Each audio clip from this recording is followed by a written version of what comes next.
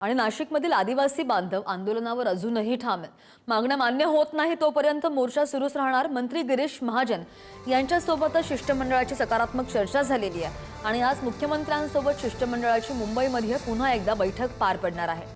या बैठकीमध्ये काय होतं याकडे लक्ष असेल आणि या संदर्भात आणखी जाणून घेणार आमचे प्रतिनिधी किरण ताजणे आपल्या सोबत आहेत। किरण, महाजन यांच्यासोबत चर्चा झाली तेव्हा त्या चर्चेमध्ये काय घडलं आणि आज मुख्यमंत्र्यांची सुद्धा चर्चा होणार आहे या शिष्टमंडळाची। तर म्हणजे शुक्रवारपासून निघालेला हा मोर्चा आहे आणि या सगळ्या मोर्चाच्या पार्श्वभूमीवर जर बघितलं तर हजारो शेतकरी हे मुंबईच्या दिशेने कूच करतायत।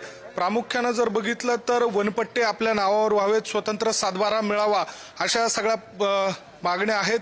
त्यासोबतच जे गुजरातला जाणारे जे पाणी आहे ते पाणी महाराष्ट्रात थांबवावं आणि त्याचा शेतीसाठी उपयोग करावा, अशा वेगवेगळ्या मागण्या घेऊन खरं तर हे संपूर्ण शेतकरी जे आहेत ते मुंबईच्या दिशेने कूच करतायत।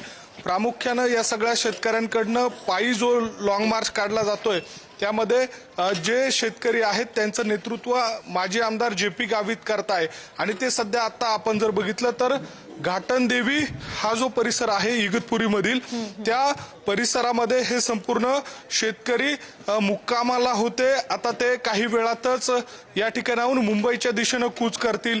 आज दुपारी 4 वाजता मुख्यमंत्र्यांसोबत वेगवेगळ्या अधिकाऱ्यांसह ही बैठक पार पडणार आहे। या सगळ्या आंदोलकांचं जे शिष्टमंडळ आहे ते मुंबईला जाणार आहेत। कॅबिनेट बैठक पार पडल्यानंतर या सगळ्या काळामध्ये जे मागण्या आहेत त्या मागण्यांवर त्या ठिकाणी चर्चा होणार आहे। त्यामुळे या संपूर्ण शेतकऱ्यांचं एका बाजूला सुरू असलेलं जे आंदोलन आहे ते मुंबईच्या दिशेने पुढे ते कूच करत राहील। मात्र बैठकीत नेमका काय तोडगा निघतो हे बघणं महत्त्वाचं असेल।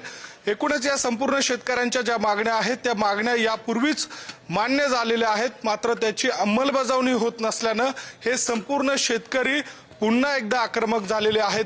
आता साधारणपणे 70 ते 75 किलोमीटरचा अंतर जे आहे ते पार करून हे इथपर्यंत पोहोचलेले आहेत। आता साधारणपणे 2 ते 3 फेब्रुवारी दरम्यान हे मुंबईमध्ये येऊन धडकणार आहेत, अशी एकूण चित्र आता सध्याच्या घडीला आपल्याला बघायला मिळतंय। सध्या हे संपूर्ण जे शेतकरी आहेत ते सकाळच्या सत्रामध्ये आपली तयारी करताना दिसतंय, कुणी चहा घेताना दिसतंय, कुणी या ठिकाणी सकाळचा जो नाश्ता आहे तो करताना दिसतंय। एकूणच हे संपूर्ण जे बिराड घेऊन मुंबईच्या दिशेने जात आहे, आझाद मैदानावर मुक्काम ठोकण्याच्या तयारीत आहे आणि यावेळेला मात्र आश्वासन घेऊन माघारी फिरायचं नाही, आता मात्र अंमलबजावणी करूनच माघारी फिरायचं, अशा स्वरूपाचा निर्धार आज मुख्यमंत्र्यांसोबत बैठक होणार आहे। किरण, त्यामध्ये काय होतं याचे अपडेट घेत राहू। धन्यवाद दिलेल्या सगळ्या सविस्तर अपडेटसाठी।